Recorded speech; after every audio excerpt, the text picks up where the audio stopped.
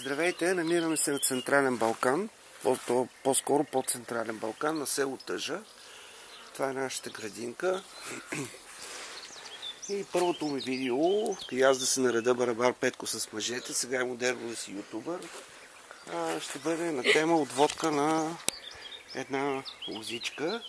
Сега ще ви я покажа тази лозичка. Това е нашата градина, както се вижда. И в моя канал ще се срещнете с всичко, което ме интересува. Това е на тема градинарство, игри, примерно Diablo 2 на този етап. Ето за тази отводка става въпрос, която е мое произведение. За първи път се опитвам да направя такова нещо и ми се струва, че се е получило. Ето това е основната майка, която идва.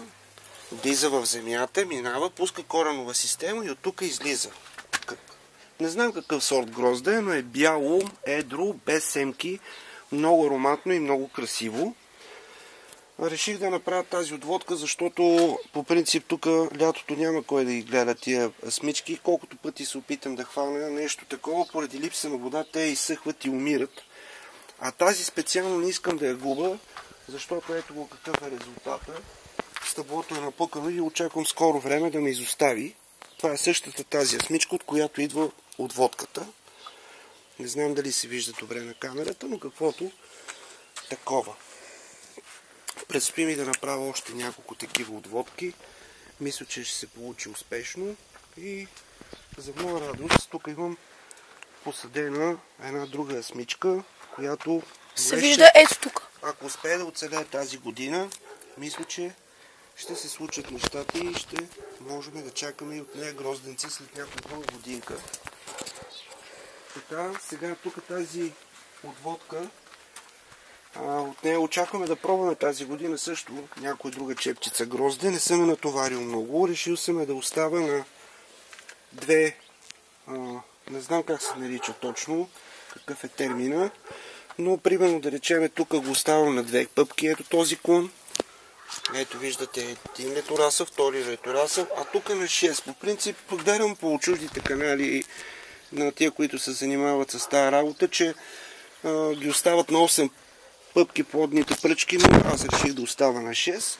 Тук по същия начин, пак така, на една пъпка, ето втора пъпка и тук плодната пръчка на 6 пъпчици. Една, две, три, една, две, 3, 4, 5, може би 5. 1, 2, 3, 4, да, на 5 съм оставил тази, не на 6, което няма голямо значение.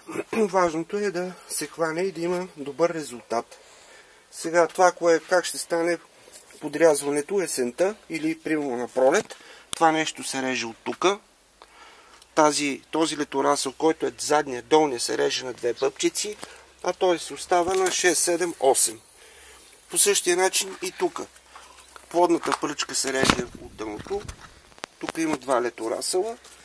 От тия двата леторасъла горния го оставяме за плодна пръчка, както този, а долния го оставяме на две пъпчици и така непрекъснато ще има един оборот.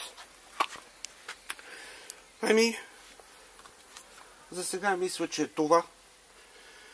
Можем да приключваме видеото. Ще се опитам да го кача и да видим какво се е получило. Дано да се е получило добре. Какъв интерес, задавайте въпроси. Коментарите. Знам, ще отговоря. Чао за сега от мен.